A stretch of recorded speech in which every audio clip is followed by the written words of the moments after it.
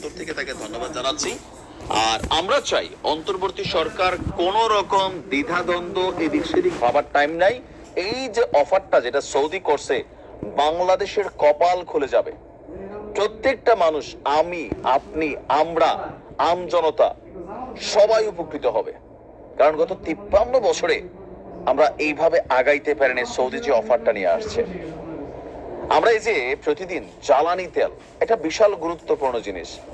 আমরা যে তেলগুলা কিনি, ক্রুড অয়েল বা অপরিশোধিত তেল, আমাদের একটা আছে সম্ভবত চট্টগ্রাম রিফাইনারি, কি যেন নাম ভুলে গেছে, যাই হোক, তো ওইটা হচ্ছে মানধাত্তা আমলের।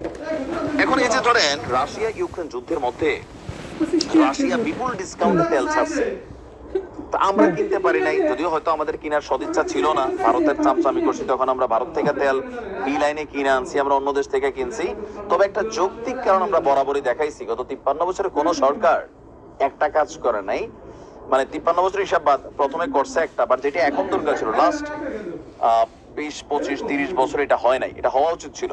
যাই হোক, সেটা হচ্ছে একটা আপনার পরিশোধনাগার, একটা তেল পরিশোধনাগার, আপডেট ভার্সনের, যেটাতে সবকিছু পরিশোধন করা যাবে। আমাদের যেটা সেটাতে হয় না। তো বাংলাদেশে একটি পরিশোধনাগার নির্মাণ করতে চায় সৌদি আরবের রাষ্ট্রীয় মালিকানাধীন তেল কোম্পানি আরামকো। এতে বাংলাদেশ সহ এই অঞ্চলের জন্য পেট্রোলিয়াম পণ্য উৎপাদন সহজ হবে, মানে জ্বালানি যেটা আছে। আপনার পররাষ্ট্র মন্ত্রণালয়ের এক আলোচনা সভায় এমন তথ্য দিয়েছেন ঢাকায় নিযুক্ত সৌদির রাষ্ট্রদূত ইসা ইউসুফ ইসা আল দুফাইলা। বিশ্বাস করেন, অনেক কম দামে আমরা তেল এবার পাবো যদি এটা এখানে এস্টাবলিশড হয়। সৌদি বাংলাদেশের অর্থনৈতিক সম্পৃক্ততা বৃদ্ধি প্রবণতা, মূল চ্যালেঞ্জ এবং দীর্ঘমেয়াদী সম্ভাবনা এ নিয়ে একটা আপনার আলোচনা হয়েছে। তারা বলছে যে আমরা বিশ্বের সবচেয়ে তেল কোম্পানি আরামকো নিয়ে কথা বলছি, একটি পরিশোধনাগার স্থাপন করতে তারা বাংলাদেশে আসতে চায়। তিনি বলছেন এতে প্রশান্ত মহাসাগরীয় অঞ্চলীয় দেশগুলোতে ব্যাপক ইতিবাচক পরিবর্তন ঘটবে। তো এর মাঝখানে আওয়ামী লীগ সরকারের যে জ্বালানি মন্ত্রী ছিল, এই যে কি নসরুল হামিদ, উড়ে দৌড়া মারতে হবে। কেন মারতে হবে? সৌদি আজকে যে তথ্য দিচ্ছে যে 2016 থেকে 18 সালের মধ্যে আরামকোর একটি বড় প্রতিনিধি দল 3 বার বাংলাদেশ ঘুরে গেছে।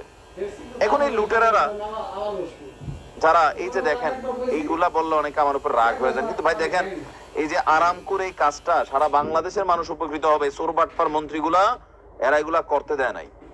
সৌদি বলছে এই কথা, যে তখন এই বিষয়ে কেউ আগ্রহ দেখায়নি। কিন্তু আমরা অতীত নিয়ে পড়ে থাকতে চাই না, আমরা কথা বলবো ভবিষ্যৎ নিয়ে।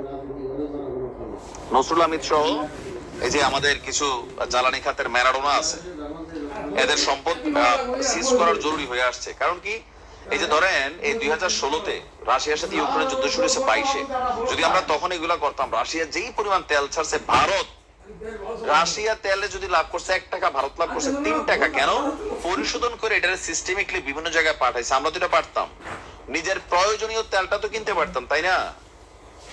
পারি নাই। কেন? এই চোররা চায় নাই, এটা হচ্ছে বাস্তবতা। তো এখন বলছে যে আপনার বাংলাদেশের সঙ্গে সৌদি আরবের বহুমাত্রিক সম্পর্ক, আভ্যন্তরীণ ইস্যু নিয়ে কেউ কখনো কথা বলেনি। দুই দেশের মধ্যে বাণিজ্য, বিনিয়োগ, সংস্কৃতি, পর্যটন সহ নানান সহযোগিতার খাত রয়েছে।